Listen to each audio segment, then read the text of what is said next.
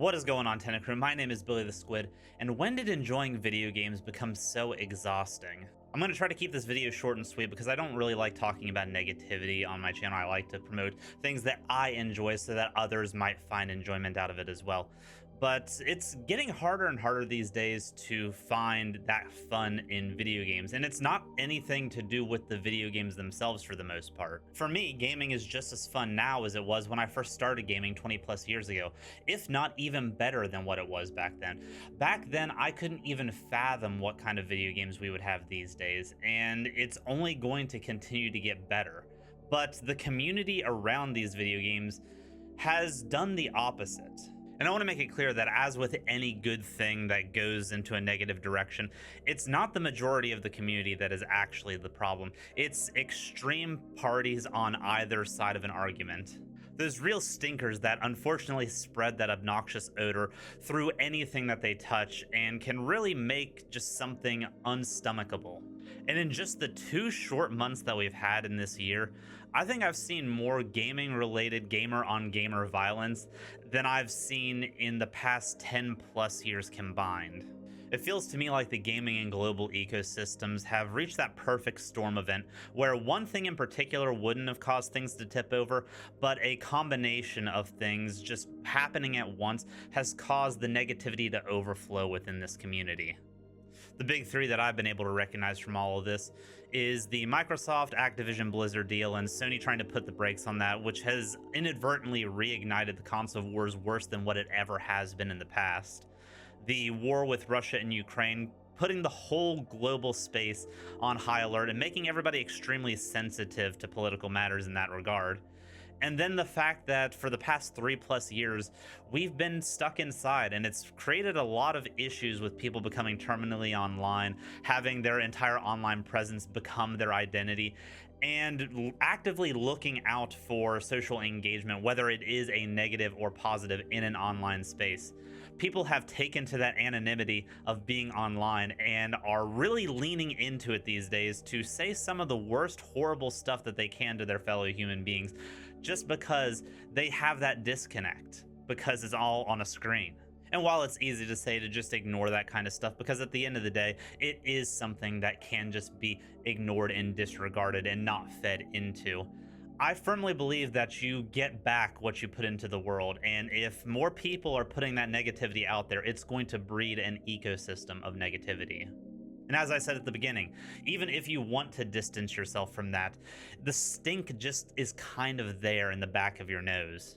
I'm about to turn 30 next month, so I feel like I'm finally to the point where I can say, back in my day, back in 2009, when Modern Warfare 2 came out and the no Russian thing was the most outrageous thing that anybody had ever seen in gaming, I thought that was going to be the peak on gaming controversy.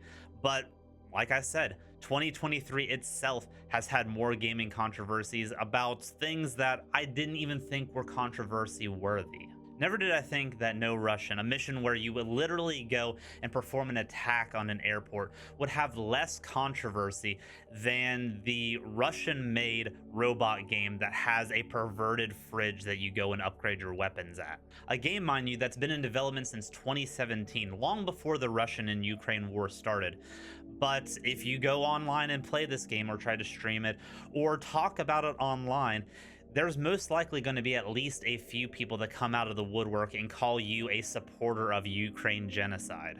Mind you, this is a game that Microsoft has no problems putting on Xbox Game Pass or pushing on their platform at all. In fact, all of the global gaming market has supported pushing this game to an audience. And while the game might not be breaking new records or even being well received by a majority of the gaming community, I don't think there's any sane person out there that is buying this game with the sole purpose of supporting Russian attacks on Ukraine. Just like I don't think any sane person out there was buying Hogwarts Legacy with the purpose of sticking it to the trans community or the Jewish community. No, they saw a Harry Potter themed game and wanted to relive some of their childhood memories, some of the books that they grew up fondly with before they realized the bigotry of the author. And just before my words get twisted, twisted. Let me make it very clear.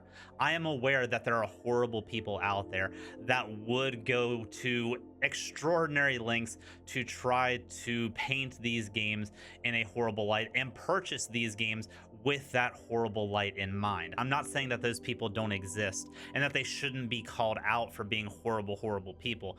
But what I am saying is taking those negative feelings and spreading them to people that are just trying to have fun with a video game is not the right play, and you're only putting more hate out into the world. Because the majority of gamers, believe it or not, don't have an ulterior motive. They play video games for their sole purpose, to be entertained and to have fun. At the end of the day, it's not really that deep. Let people have the free will to do what they want with their time and money, whether that is purchasing these titles and having fun with them, or not purchasing them because they don't feel right doing so. Both of these are acceptable. It's when you start projecting and imposing these beliefs onto others and these choices that you're making yourself onto others that the negativity starts to spin up, because nobody really likes being told what to do.